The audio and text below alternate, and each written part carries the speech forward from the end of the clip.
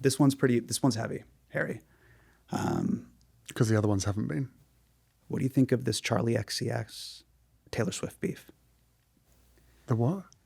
Oh, no. No, this is serious, because was Charlie's diss track even a diss track? I mean, to me, Sympathy is a Knife was about something completely different. But then Taylor comes back and I think escalates it with the actually romantic thing. And I'm kind of thinking to myself, is this fair? Or did Charlie draw blood and Taylor had to respond?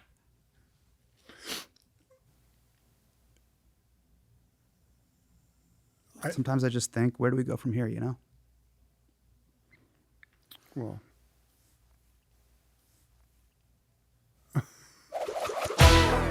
Prince Harry, the Duke of Sussex, is one of the most famous people on planet Earth.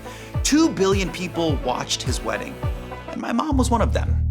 Every word he says in public is either turned into a tabloid headline, a meme, or a stylized quote that your aunt posts on her Facebook.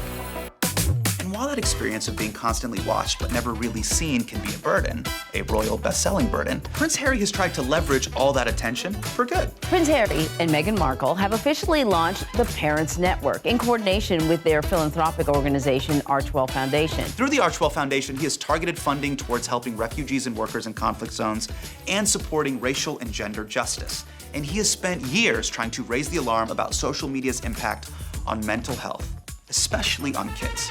So that's what we wanted to chat about.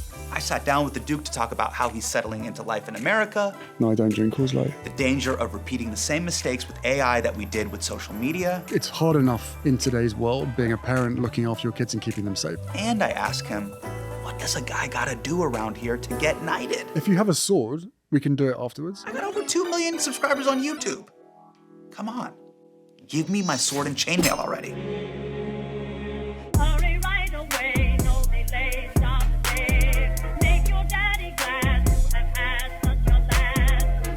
The moon could be holding over $1 trillion worth of platinum in its craters. This is such a wild concept that I had to check it out on Ground News, which is today's sponsor. Ground News shows a breakdown of publications reporting on a story, including the ownership, factuality, and political leanings of that story. It's not about eliminating bias. We've all got biases. It's just trying to make you aware of potential biases or the veracity of different publications as you analyze an event or an issue. For example, when I read about the moon, I was able to scroll between some of these 17 reporting publications.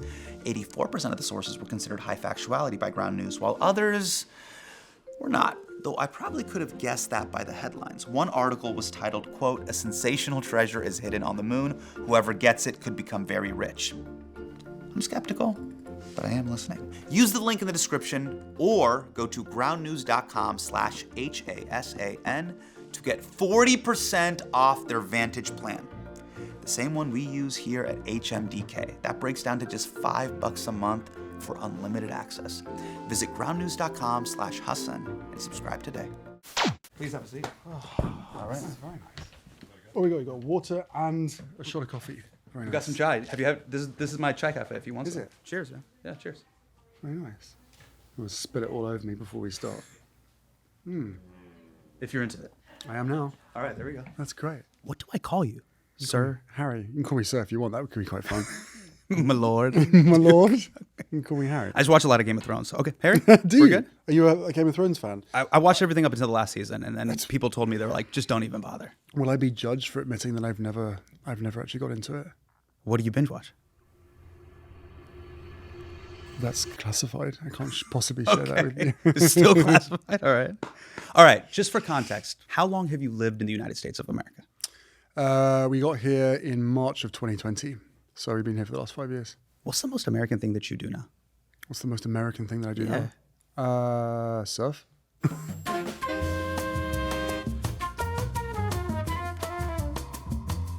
Is that American or is that Californian? I mean, people could also say that's Australian as well. I mean, drink Coors Light. No, I don't drink Coors Light. Do you wear shorts inside of restaurants? No, but I don't really have legs for shorts. Okay.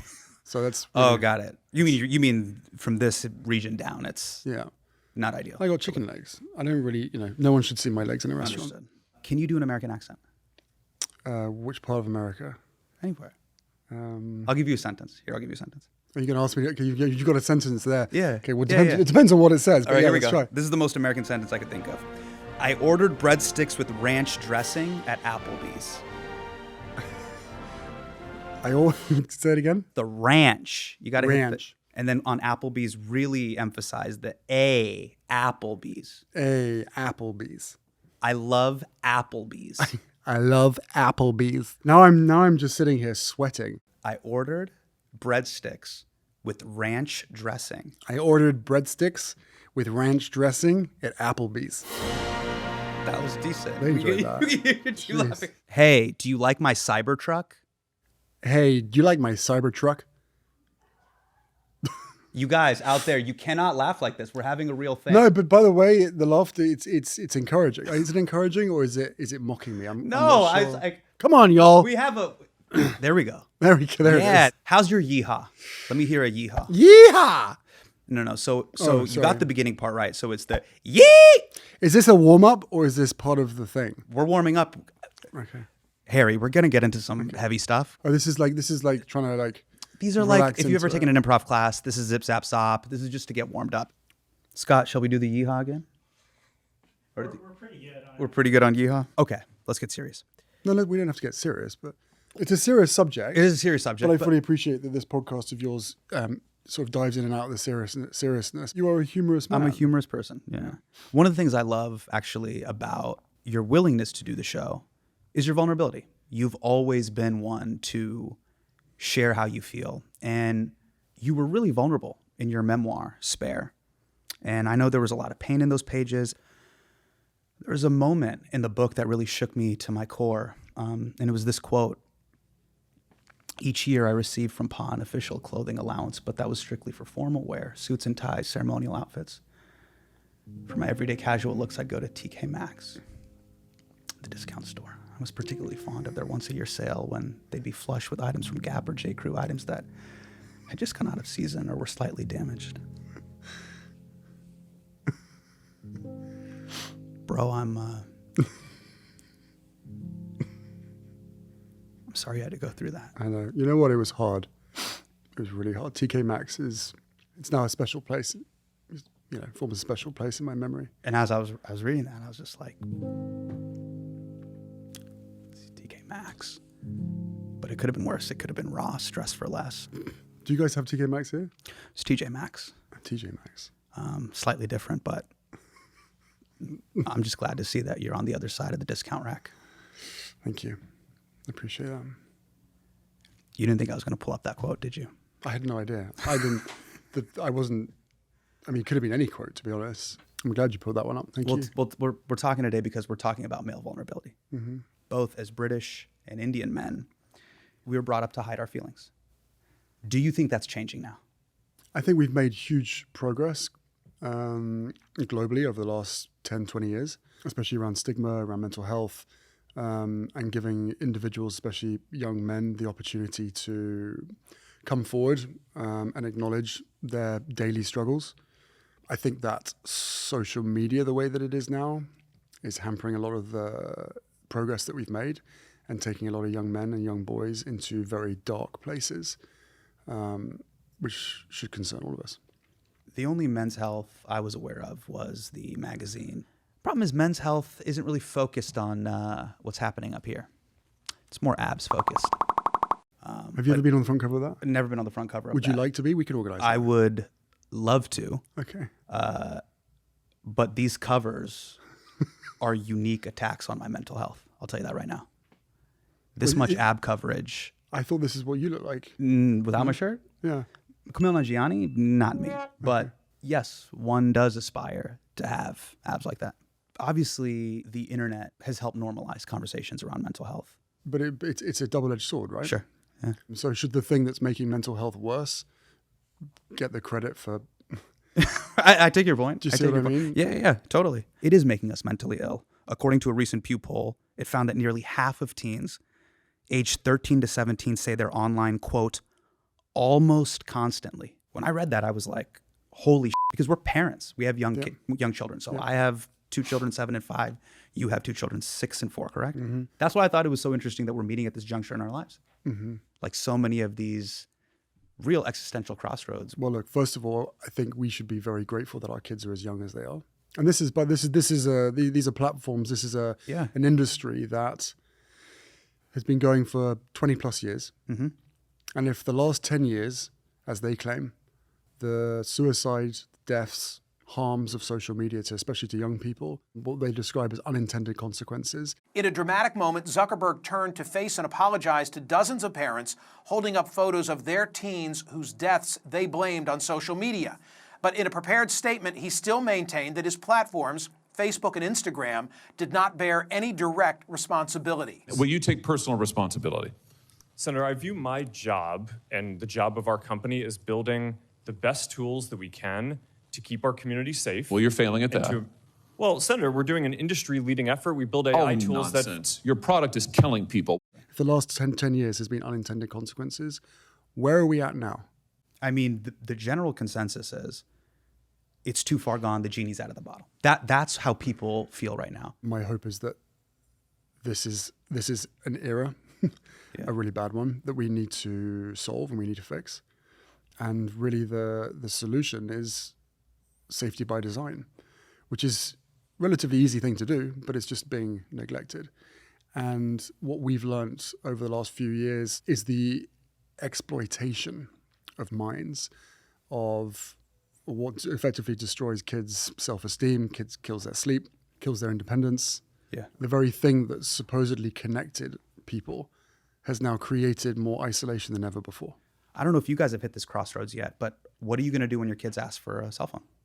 Are you going to give them a phone? I mean, have you talked to Megan about this? Because I've talked to my wife about this. We talk about it a lot. And I think that, because of what we know now, we will be way more cautious and hesitant of allowing our kids to have access to social media. But the problem is so many parents don't have that awareness, because in no logical, fair, ethical, moral world should a parent have to consider that this app that sits on the phone, which, by the way, having a phone for your kid is a really important thing.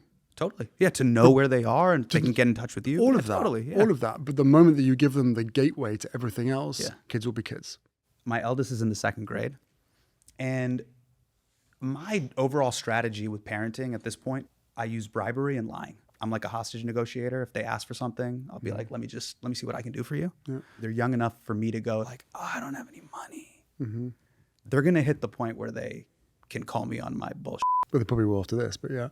What are you guys going to do when you hit that 8, 9, 10 place? I don't know what to do because I feel like I'm being opted in. Like I have no choice. The QR code, the Chromebook over the textbook. Like I feel like my hand is being forced. Look, you're right. A lot of parents don't, I think, feel as though they don't have a choice. And a lot of kids don't have a choice, right? Because the reality is that if you talk about just having a phone, a smartphone and a sort of a old school phone, 2 very different things. If you want to be able to contact your kid, maybe we should just be giving them the old school phone. AKA, they call it dumb phones now, right? Phones. Yeah, which is basically just like call and text. Funny that, because the smartphone seems to be making us dumber anyway. But I think that, our goal has to be to make sure that when our children get to that age, that the situation now is not the situation then. Right. There's no reason why it should be. Yes, we have to accept that the world is changing. But for these kids who are on smartphones at the moment, even if you're a parent who says, you know what, I'm not going to allow you to be on Instagram. I'm not going to allow you to be on Snapchat. Guess what happens? They go to school, they get bullied because they're the only person that's not on that platform. Correct. So I got called on that with, hey, she has a Apple Watch. Can I get an Apple Watch? And yeah, jokes aside, that's when I was like, I can't right now. But that's not going to work by the time she gets to 3rd or 4th grade. No, of course not. There's a collective here, right? Yeah. There's a collective piece to this where the awareness of the situation, the more parents that know what is happening, the more parents can protect their kids. But it shouldn't, I was about to say, it shouldn't be down to us to have to do that. It's hard enough in today's world being a parent looking after your kids and keeping them safe. And I've used this analogy many times before, but gone are the days of having your kid under your roof knowing that they're safe, because they can be in the next door room now on a tablet, on an iPad, on an iPhone, or any kind of smartphone, and be in the deepest, darkest thoughts. Did you watch Adolescence on Netflix? I did. Did it scare the shit out of you? No, because I already knew it. How many political figures and governments around the world started to engage in this conversation as if they didn't know? This is one of the biggest problems that we face, which is Adolescence is created, fantastic film, great messaging, really important subject. Yeah. But social media has been going the way that it has for at least 10 years. Right. The algorithm, the rabbit holes, the dark places. People look to governments to protect them. And yet we have this lawlessness within this particular industry where, as far as they're concerned, accountability slows down innovation. The power and the decision-making rests with the few rather than the many. And the incentives are all wrong.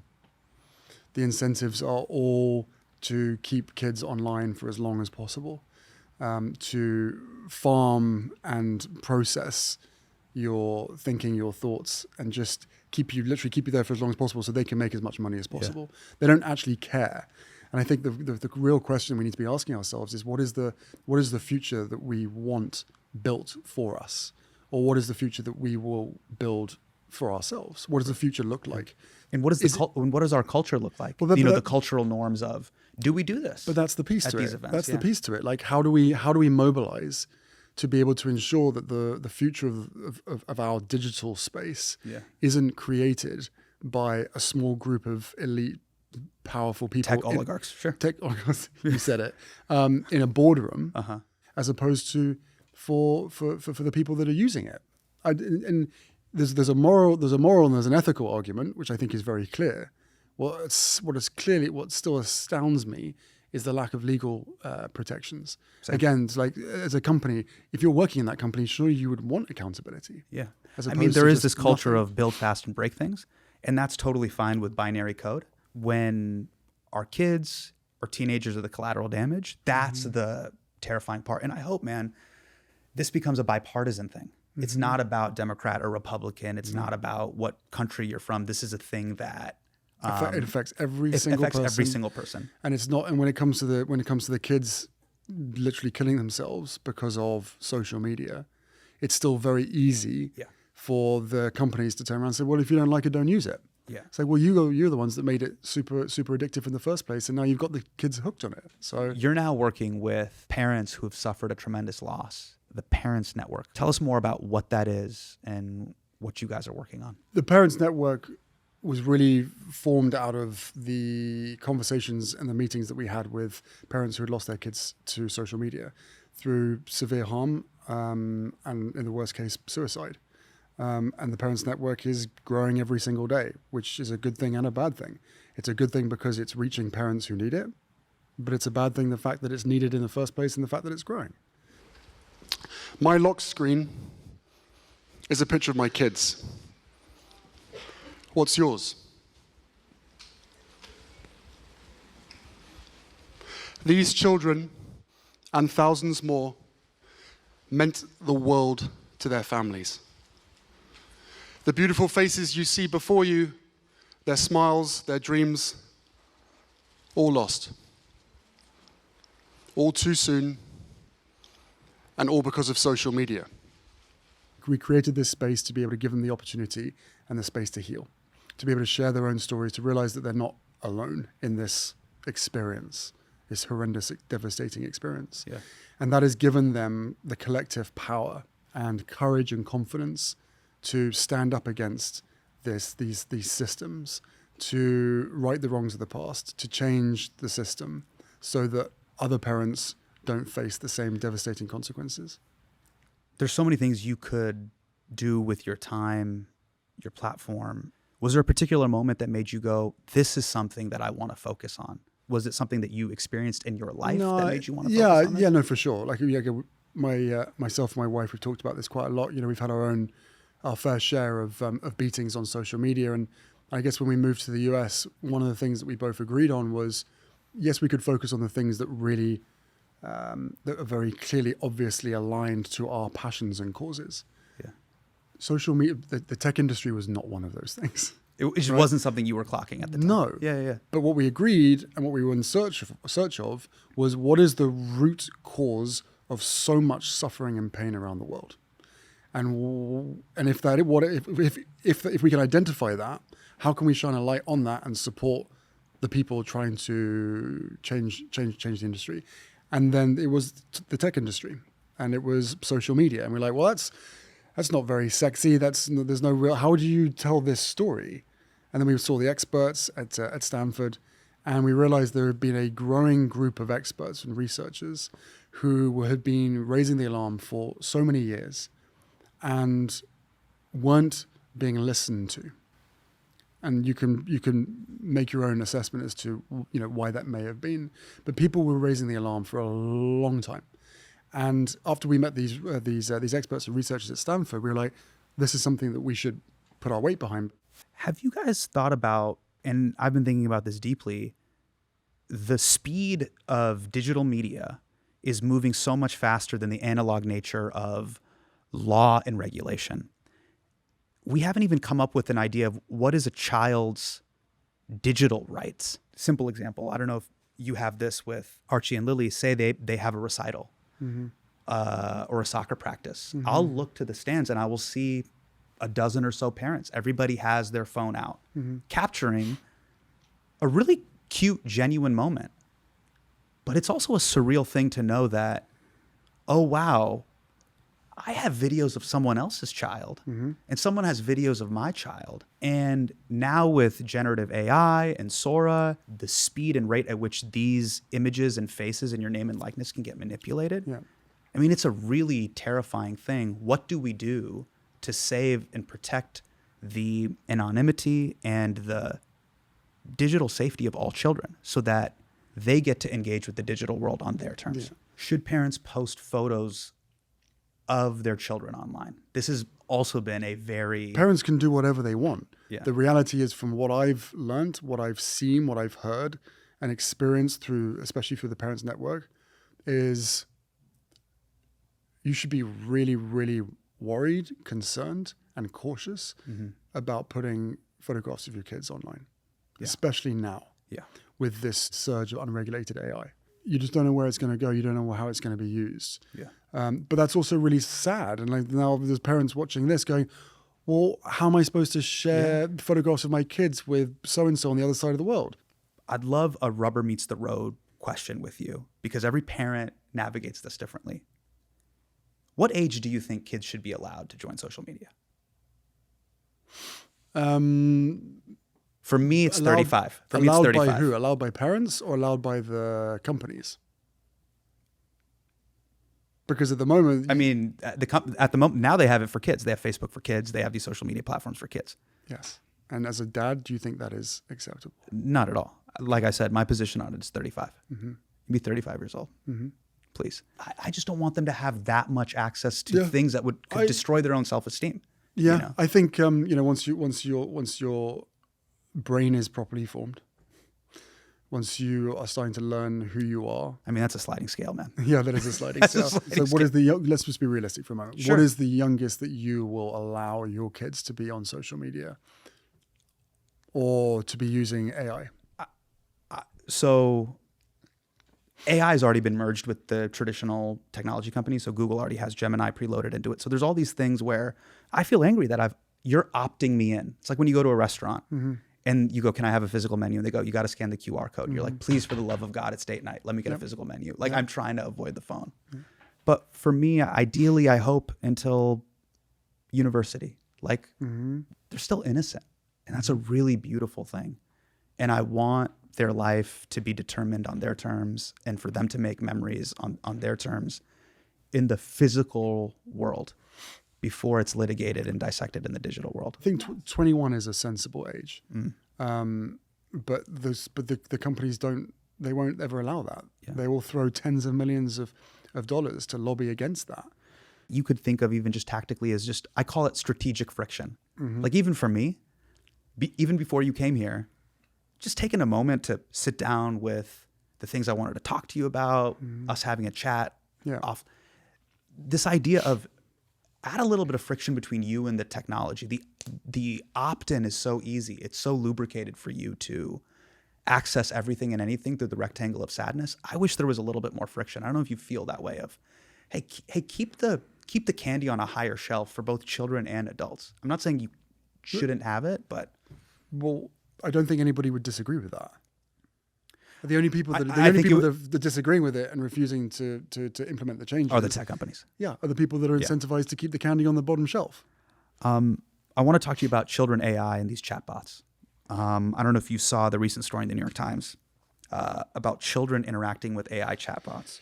And this is not a Black Mirror episode, and it led to actual fatalities. Reading that big New York Times piece made me feel like the parents in Adolescence. Specifically, I didn't even know what I didn't even know. Yeah. We don't know what your child is accessing. In your kind of research around this topic and the people that you've met and the experts you've talked to, do we even have a sense of how big this problem is? No, we don't.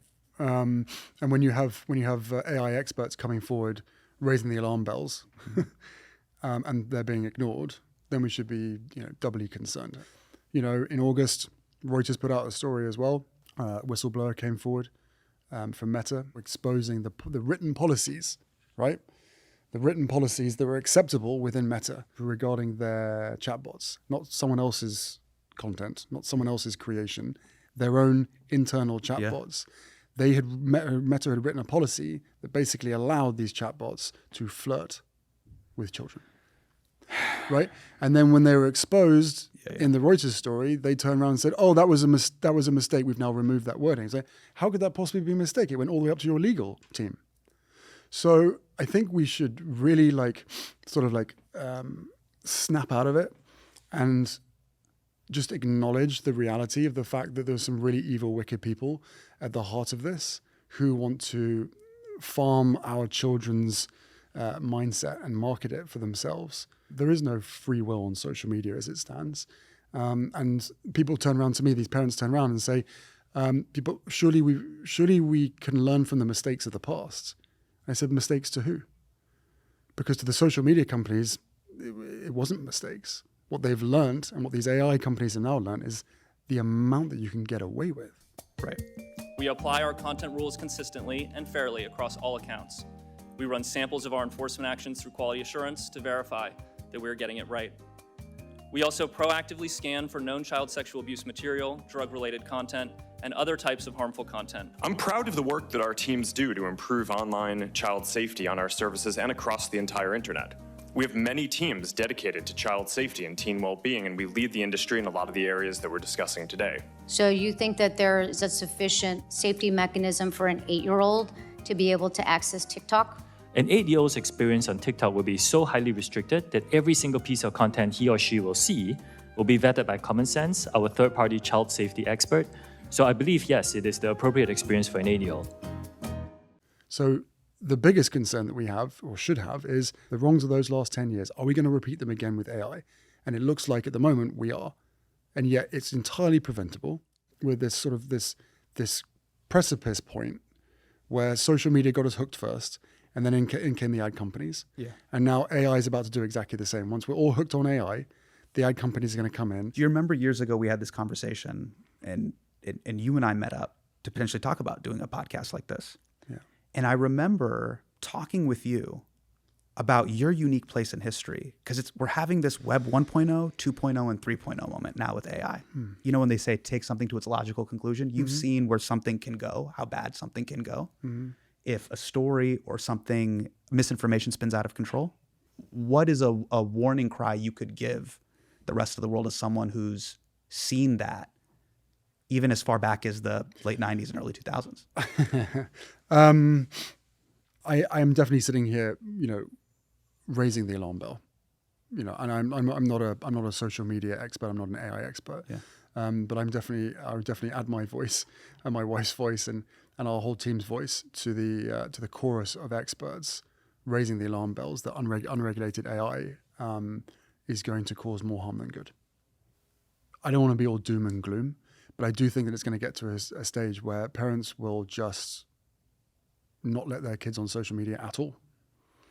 So it's a kind of self-defeating thing from as far as the social media companies are concerned, which is you need and want as many users as possible. Right. But there comes a point where it's like, some parents are like, okay, I'll let you on this app, but you can't be on this app. I'll let you be on this app for this amount of time. Right. But then not. That's the way that parents are trying to sort of find a happy medium to. I know there are some concerns about these apps, but I also know that in part of your childhood and growing up, you need to be connecting with your friends and you need to be part of that conversation. Otherwise, you're going to get bullied for not being part of that conversation. So I appreciate that. So I'm going to give you little bits here and there. But it's going to turn into a point where parents will be like, absolutely not. You're not allowed anywhere near those apps. Social media cigarettes, essentially. Exactly. Of like pay. Well, look what we learned. We learned a lot from the tobacco industry and that whole stuff. Totally. And the addictive nature of it. And exactly. What it can And do I don't see the difference here.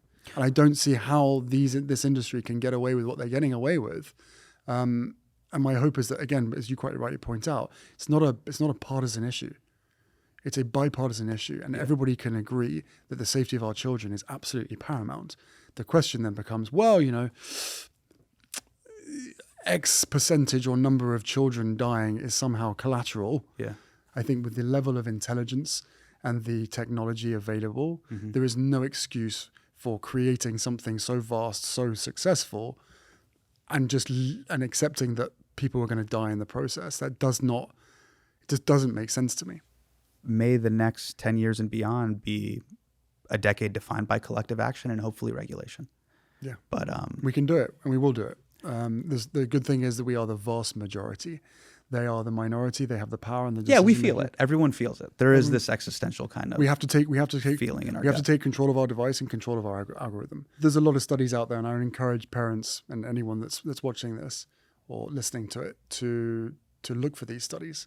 MIT came out with a study recently that proved that those using ChatGPT and those that weren't were having their intelligence sucked out of them, basically. Right. What was termed as cognitive depth, which essentially says that the more you use ChatGPT, the more you use these AI platforms, which you believe or led to believe or told that this will help you create a good speech, a good dissertation or whatever, you completely lose your ability to think, especially critical think. Right. Yeah. You're cheating on the test. So you're cheating on the test. You're cheating on the test, but also in the long term, medium and long term, it's making you dumber. You can say it dumber. But you said it, not me.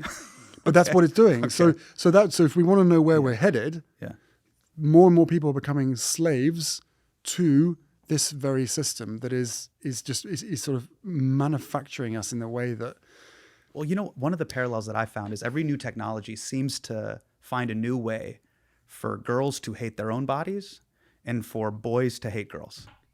Yes. Like this just keeps happening over and over and over again. And so for me, I become a bit of an AI doomer. Like I am like, this is scary. Mm-hmm. I don't know where this is going, but I've seen this happen before, from the early chat rooms with Web 1.0 to what became Web 2.0 and social media. Yeah.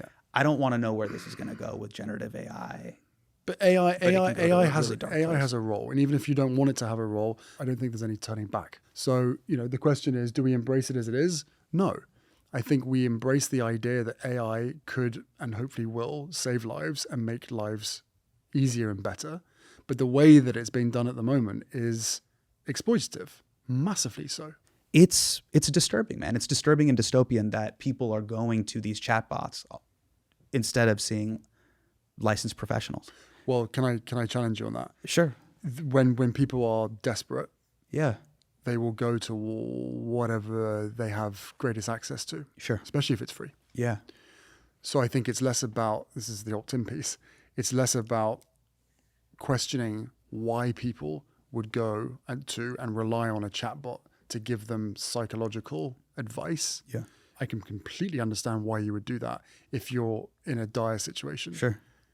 The issue that I have is that these companies are creating these chatbots, pretending, claiming that this chatbot is as good as a mental health doctor. There's a word for that, isn't there? When you as a company, you've created something pretending that it can provide this kind of a service when actually it can't. What's it called?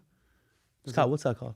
What's the word? Fraud. Fraud. Yeah. That's the one. Fraud. That's fraud. Bingo. Fraud. There we go. Thank you. You said it. Look. In my dream, as we have this conversation, we're a few blocks away from the New York Public Library, which is one of the most beautiful libraries, I think, in the world. I would argue. What public libraries represented was a physical public good. There is no. They don't give earnings. Like it is not a profitable business to be like anybody in the city of New York can get books and check them out for as long as you like. I think some of the public libraries here in New York City, they also lifted the late fees. So you can just straight up steal books. You can do theft. Yep. The point of it was, hey, knowledge is a right for the public. And so that is considered a public good, the same way public education is considered a public good. Yeah. How do we in the future create a digital public good where there are services that are provided that are good for our children and everybody, that aren't incentivized by the stock market? You could never take a public library private. There's no business model there. You're saying people are turning to this because it's accessible and free. What are those digital public goods that we can create that give people in humanity the vegetables they need? Shout out to Khan Academy. Khan Academy was one of those things too, that provided educational access to children all over the world. That's what I want for my children and all children around the world. Yeah. Seriously. No, and look, we're still part of this giant experiment, right? Yeah. Where these companies again have the financial capability, the resources, the willpower, the intelligence to be able to create the very things that you're talking about, but they're not doing it. Yeah. They're using us, manipulating us, exploiting us for their own personal gain. It's almost like just all we care about is just making money. You're not making the world a better place. You're telling us that we can't live without tech. We can't live without social media purely to keep us engaged for as long as possible. But there is no free will in the current state of affairs. Yeah. Because you can argue, again, as I said earlier, it's a very easy argument for them to turn around and say, if you don't like it, don't be on it. It's like, right, but you've already hooked us, just like a drug user would. You've already hooked us. Why not just make it safe? Why? Like, how many whistleblowers have come out and been ignored or forgotten about? Yeah, totally. Like, how many whistleblowers does it take before someone somewhere actually does something at the heart of this? Otherwise, what we're doing is running upstairs and finding the bath overflowing. Quick, grab a mop. Yeah, right. No, just turn the tap off. One of the things you worked on is technology being used responsibly. Can you talk about some of the projects that you funded through your Responsible Technology Youth Power Fund? Well, those kids are awesome, and I think this touches. Well, first of all, establish what it is, because it sounds like it's like a superhero group. It's what the world needs, right? Which is young people who have the knowledge and the experience, and whose future isn't in their hands, but they want it to be in their hands. And it's a group of young people who are coming up with some incredible solutions for the problems that they see. And they're the ones who are leaning into this, going, no, you can't just make these decisions that are setting our future in a certain course. We want to be part of these decisions. We want a seat at the table. And everything that you've just described there, they have solutions for. And it would be unthinkable from a business standpoint not to have young people as part of your decision-making group. Sure. As part of your board. Yeah. But the more that they continue to push young people to one side, I shouldn't use kids, we should really use young people, because a lot of these guys and girls are 18, 21, Sure. 26, etc. Yeah, young adults. But the companies keep pushing them to one side. No one's really, and then the question is why? Why would you not want the opinions, the solutions, the expertise of the very people who literally keep your platforms going? I mean, well, the incentive structure is the last thing and the last domain to be conquered is our minds and our time. And on the AI piece as well, it's the parents network. We've now joined forces with Parents Together. The exciting thing about that is a joint or a concerted, bigger, more powerful effort on the national level. What Parents Together did recently was they put a group of researchers for 50 hours on AI platforms posing as children. And every single 5 minutes, there was a harmful interaction. Now, if you are someone who works within those companies, surely that would concern you, especially if you have children. And yet here we are, after 20 years of social media where the same crazy stuff happened. Sure. And the same kind of people. And I think at the core of this, you haven't asked this, but the core of this is a breakdown of trust. Because from where I sit, how can we trust the people behind social media when we see the harm that it's created? Totally. I mean, And now look at this. It's the same kind of people. Yeah. And I don't want to be sitting here being super critical the characters or the personalities of the people that are making the decisions. But one thing that is seriously lacking is EQ, emotional intelligence. There's probably, arguably, quite a lot of IQ there, but there's not enough EQ. And I think there's a tendency to create platforms and habits which the creators themselves were comfortable being in that environment. The individual that can sit in their bedroom behind their computer, coding, doing all this kind of stuff, who was comfortable being lonely. Okay. Right?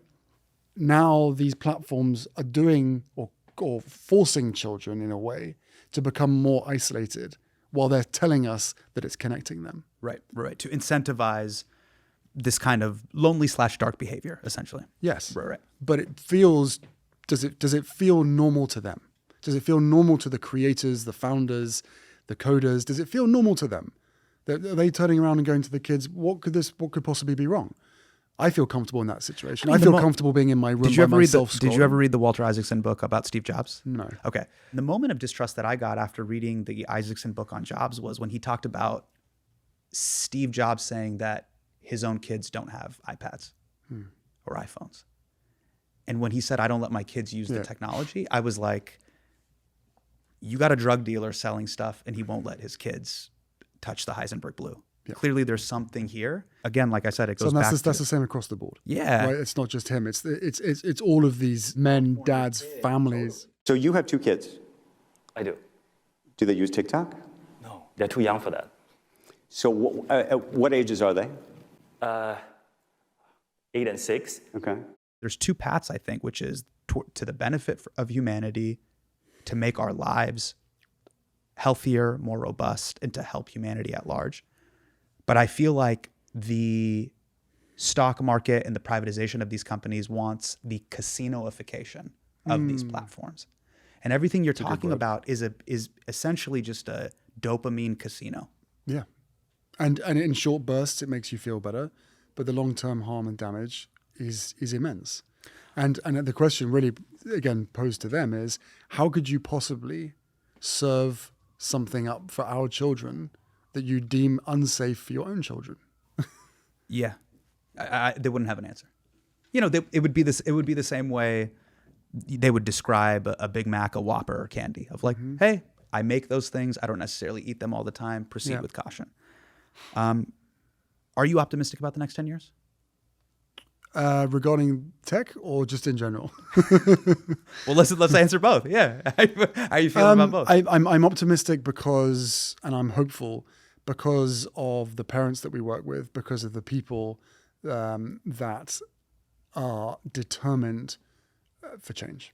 Great. I think that over the years, collectively, the distrust of institutions, whether it's government, media, I just don't think, well, it's not that I don't think, we now know that they haven't been equipped enough to be able to protect us, the people, from these companies. And I really hope that that will change, because that is ultimately what they are in power to do. And this sort of rolling over for self-interest, I think is incredibly worrying and should concern every single one of us. We're going to ramp it down. Ramp it down or ramp it up. This is a royal rapid fire. A royal between rapid fire. A Brit and an American. It's a rapid fire. Okay. This is a rapid fire. Okay. But you can wax poetic. As long as it's not general knowledge. Are you going to become a U.S. citizen? Am I going to become a U.S. citizen? There are no plans to be at this point. Nicely done. Are there things that used to confuse you about America that you now understand, now that you've lived here for 5 years? No, it's become more confusing. It's become way more confusing. Okay. What do your kids think you do? That's a good question. What do they think that I do? What do they think Dad does? They know that we help other people, but they don't know the when they you don't go know on the going background. to work, what do they think you do? So like my daughter comes over. Yeah. So she came to the office yesterday. We were lighting and setting this up, right? Yeah. And she thinks I do this. She comes over and she goes, "Hello. Hi. Hey, she thinks I do this. Yeah. When you're like, daddy's on a call. No, all they're interested in is saying hi to the people on the call. Okay. It's like, you know, they're fascinated to see other people. They love seeing familiar faces, but they will run in, and there's the kind of, occasionally there's the moment where there's a hand on the forehead saying, not now. Got it. But then they just barge in, they jump on the lap and say, hi guys. You know, not to brag, but I was a political science major at UC Davis. You should brag about that. That's very 60 good. units. It's pretty good. That's great. Thank you so and much. now look at you. Look at me now. Yeah. We're on YouTube. Podcasting with me. What do I need to do to get knighted? What do you need to do to get knighted? We can probably discuss this offline. Sure. No, because, you know, my daughter, she'll do this thing where if you have a sword, we can do it afterwards. So she has kind of like a fairy wand, and she'll do this on the right shoulder and the left shoulder. Where does she learn that from? Are you teaching her to do it? She just does it. I'm sure. Yeah. You are a knight. And I go, okay. Okay. Well, there you go. Well, so it's already. But we can talk about it. this Sounds offline. like it's already been done. Who do you want to play the next James Bond? At this point, you. I think that could be quite fun. Who do you want? I think you said it.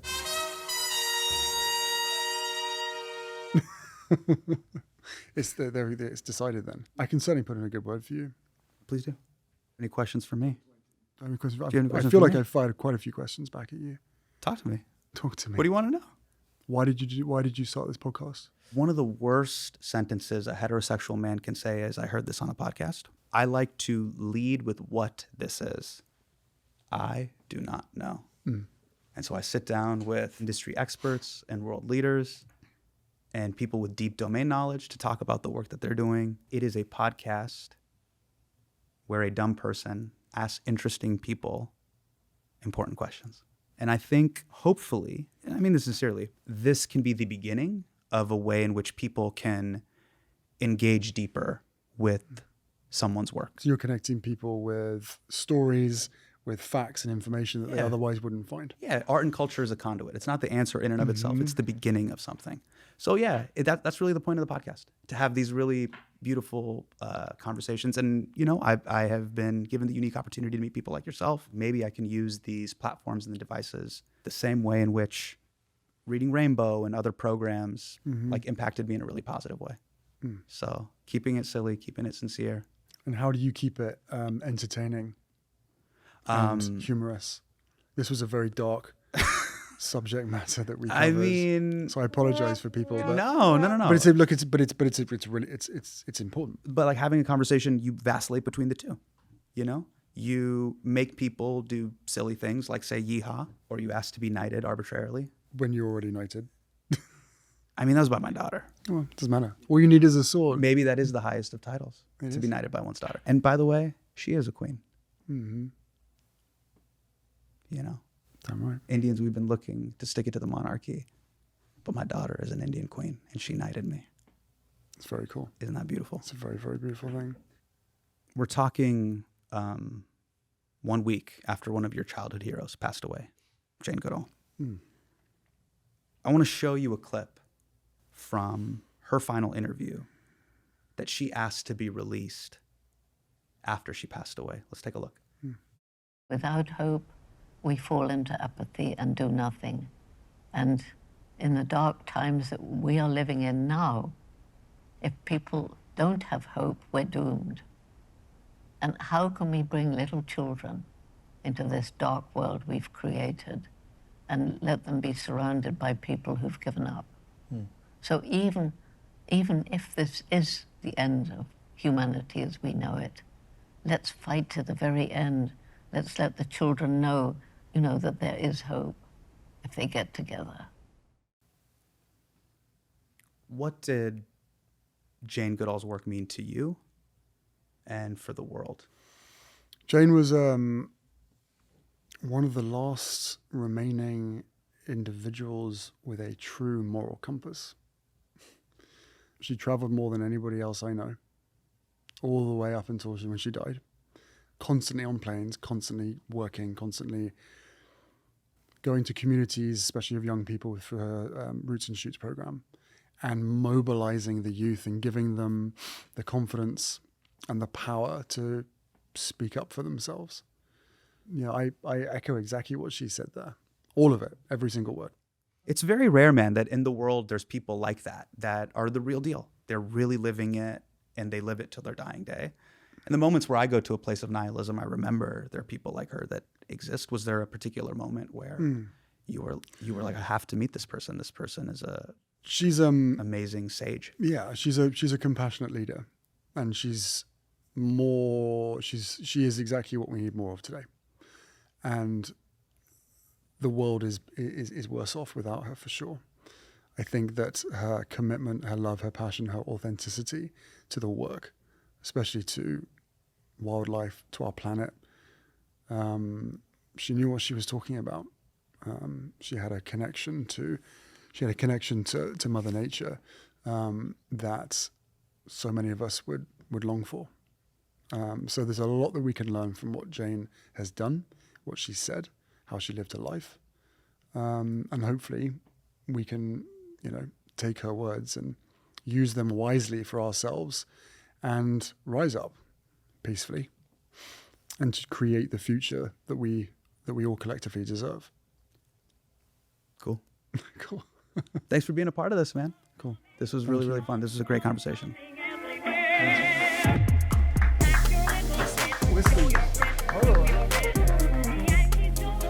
Hey, it's me, Hasan. I am here to panhandle. Not for money, for subscribers. Apparently, 70% of you guys won't commit to me. You want to kick it and listen weekly, but you can't admit that we like each other? Just admit it, we're vibing. Now, if you're serious about this relationship, hit the follow or subscribe button wherever you watch or listen. And if you don't, well, okay. Message received. But just so you know, I will be seeing other audiences.